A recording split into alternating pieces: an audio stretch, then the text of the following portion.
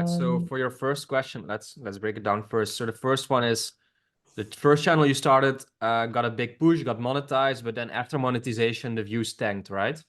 Yeah. Yeah.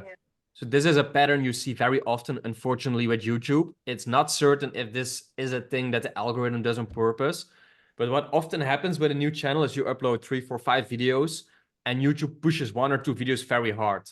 And in your case, you got even to the monetization threshold and got your channel monetized within those first, what is it, 4, 5, 6 videos. Yeah. But then you sometimes apply to monetize. And for some reason, I've seen this pattern so often where you get monetized and then boom, your views just tank down and it feels like YouTube doesn't push you anymore.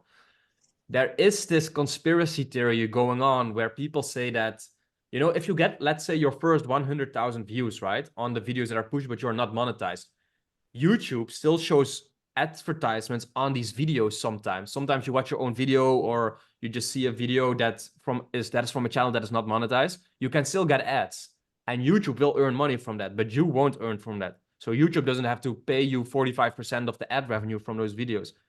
I'm not sure if this is true and if this actually happens, but sometimes it feels like this does happen. And then when you do get monetized, the views sort of tank and YouTube doesn't push you anymore. Um, Unfortunately, there's no like exact cure for that, and I'm not sure 100% sure if it's like actually true. Maybe you just had a push and the videos weren't good enough, and now YouTube pushes you less. But if you got some views that went like semi-viral and you are monetized now, I would definitely see what the daily views are still looking like, and then keep on posting some more videos and try to get those back into the algorithm.